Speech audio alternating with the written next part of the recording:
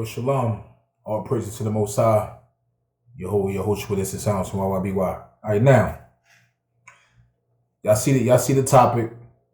You know, owning the studio is not the problem, man. That's not the hard part. But I'm gonna go through a few things. That's very important when you run in a studio. From my experience, and check this out. But now, everybody's opinion is based on their experience they already had. There's no wrong or right because it's based on what their experience or who, what environment they come from, who the people they recorded, based on their personality and characters, who they attract, who they pull in, when they dealing with artists, stuff like that, right? So all that plays a part when it comes to this music stuff and dealing with people, man, because people just, it's different. All right, one of the things I want to talk about is that owning the studio, man, you got to learn how to deal with troubleshooting. What is that? Fixing problems. When you're in the session, you're dealing with artists, you run into a problem with a computer ain't acting right, or something shut down, or a component not working, or the mic is not working, or whatever it is, all you able to find out quick and fix the problem. That's the main thing. Like, can you figure it out real quick to fix that problem? That's the challenging part when it comes to, doing this music stuff. Yeah, it's easy to buy the equipment, but can you figure those things out? Because eventually you're gonna have to learn computers. You're gonna have to learn how they work. You're gonna have to understand the technology, period. So are you able to troubleshoot when you run into problems? All right, number 2 thing is that are you able to manage the equipment? And what I mean by that, keep it running good. We already know how to fix the problem, but really fixing the problem sometimes, helps it keeps it running good. But at the same time, there's other things you got to know how to do. Avoid viruses. Keep it dust free. Take care of your wires. Learn how to wire things up properly in the studio, especially if you got a rack. If you got a physical hardware rack, you got to know how to wire these things and rig them up. And where the wires run properly through the studio, so don't cause no fires, none of those type of things. Keep your stuff updated, your software updated, components updated, different BIOS systems on your joint updated. Are you able to put more RAM in your computer? It's many things that come with this, and some of those things cost. You might have third-party plugins that you got to keep updated, and sometimes you update those. They can have issues. You can run into issues. Sometimes you might don't. So all this playing the part of manage your equipment and keep it running. Take care of it, clean it. Make sure no wires ain't damaged. No sparks that might spark anything up. All these type of things, man. You gotta take care of your stuff. The number 3 thing is that are you willing to buy new tools? Sometimes it's not always buying something new, like to try new different things. Sometimes it's that the stuff that you already paid for, it goes out on you. I had plenty of interfaces that act crazy. Studio monitors, microphones. Drop it, boom, it's done. You got to buy another one. Do you or you want to buy these things? Because it's going to happen. You have to invest in some stuff, man. You have to spend money on equipment. They ain't buying this, spend, $400,000, $500,000, $600,000 to $2,000 on equipment, and I don't have to buy nothing no more for a long time. Sometimes it's true, sometimes not. Some things will cop out on you, man. Do you have insurance on it? So you got to invest. You got to always consistently stay investing in your tools. Even when you want to upgrade to newer tools. The new software that come out got better features and stuff for whatever you're trying to accomplish. Especially if you're an artist and you want to buy your own equipment for your studio to run a studio because you don't want to go to another studio. So the question is, are you able to do all these things? Are you willing to? Do you need to? Do you feel like this is something you can do? Because guess what? It's going to take away from your lyrics. It's going to take away your time writing music. That's why take a certain amount of time for artists who are producers, engineers, a minute for them to come out with a new album. 4, dealing with customers, man, dealing with artists. You know what I'm saying? When you're an engineer, can you deal with the artist personalities, man?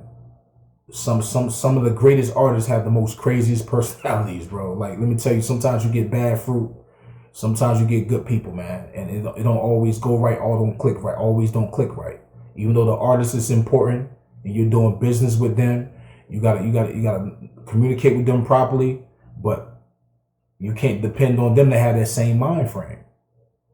And sometimes it can really get out of whack where you have to stop dealing with a certain artist, man, or vice versa. So, dealing with customers, man, that's very important. The personalities, man. Some people you can't give jewels to and advice to. They don't want to hear nothing. You can't say, hey, well, I think you should do that over because that don't sound right. They get offended, People get, but they paying their money and they investing in themselves. So, some people don't want to receive criticism. They just want to come in and record whatever they want to record. All right, cool. So it's about communicating and making artists feel welcome.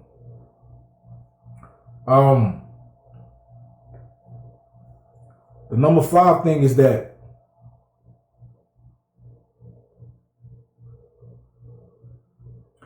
do you have the time to learn music, mixing, mastering, production? This ain't an overnight thing. This is not an overnight thing, I'm telling you. This is years. And even through years, you still learning new things to better your craft. Are you willing to read? Or are you not lazy that you willing to read books and information over everything? Compressors, EQs, everything, man, would come to music. Sample rates. It's a lot of things that come into play that you have to learn. Bit depth. How to use compressors, EQs, multi-bands. The settings of them. It's so many things coming with this music, how to mix properly, how to double tracks, how to edit them, when to edit them. It's so many things come with music. Are you willing to learn these things over time? If you think you can just come in and learn everything in a couple months, that's delusional. Now, can some people catch on faster than others? Yeah, that's true. It can. Some people can catch on faster. It's all about how much they put in the time and the work of it. They can catch on faster. Number 6 is that